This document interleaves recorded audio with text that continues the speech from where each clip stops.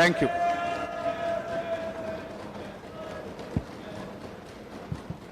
అధ్యక్ష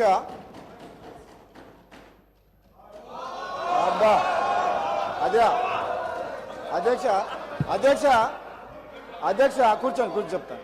అధ్యక్ష మన హరీష్ రావు గారికి గంట సమయం ఇచ్చినా కానీ హరీష్ రావు గారికి గంట సమయం ఇచ్చినా కానీ సమయం సరిపోలేదని అంటున్నారు. అధ్యక్ష సార్ కూర్చో సార్ హరీష్ రావు గారు అధ్యక్ష హరీష్ రావు గారు హరీష్ రావు గారికి గంట సమయం ఇచ్చినా ఆయన తృప్తిగా లేరు అధ్యక్ష. ఎందుకంటే వాళ్లకు మన ఊళ్ళలో ఏమంటారు అధ్యక్ష, మేనమామ సాలు వచ్చిందంటారు అధ్యక్ష.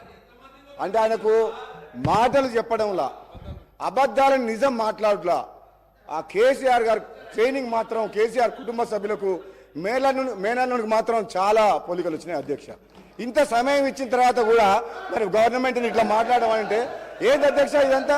అధ్యక్ష నేను ఎందుకు చెప్తున్నా అంటే మన వ్యక్తిగతంగా నా పేరు తీసుకుంటా అధ్యక్ష. వ్యక్తిగతంగా నన్ను ఏమన్నాడు, నేను ప్రసంగానికి అడ్డు తగులితే ఏమన్నాడు, నువ్వు ఎంత మొత్తుకున్నా నీకు మంత్రి పదవి రాదు అని అన్నాడు అధ్యక్ష. సభా సాక్షిగా మైక్లో ఏమన్నాడు, నేను అడ్డుకుంటుంటే నువ్వు లేచి నిలబడితే మంత్రి పదవి రాదు, కూర్చో అన్నాడు అధ్యక్ష. అన్నాడు. నేనేమంటున్నా, నువ్వెన్నేళ్ళు కష్టపడ్డ హరీష్ రావు గారు కేసీఆర్ తర్వాత కేటీఆర్ అవుతారు, కానీ నీకు మోసం జరుగుతుంది, కానీ వాళ్ళు ఏం చేయరు నీకు. నువ్వు మాత్రం ఎంత కష్టపడ్డా నిన్ను వాళ్ళు నీకు తండ్రి కొడుకులు వాడుకుంటారు తప్పితే నీకు అక్కడ న్యాయం జరగదు. అధ్యక్ష ఒక్క నిమిషం అధ్యక్ష నాకు కంప్లీట్ అయిపోతుంది ఒక్క నిమిషం. నన్ను ఒక మాట్లాడే అధ్యక్ష, నాకు క్లారిఫికేషన్ ఇస్తున్నా. నాకు మంత్రి పదవి రావాలన్నా వద్దా మా ముఖ్యమంత్రి గారు మా అధిష్టానం నిర్ణయం తీసుకుంటుంది. నిన్ను మాత్రం తండ్రి కొడుకులు వాడుకున్నంత అన్నట్టు మాక్సిమం వాడుకుంటారు అధ్యక్ష. నేను చెప్తాను అధ్యక్ష. ఇంకొక మదన్ మోహన్ గారు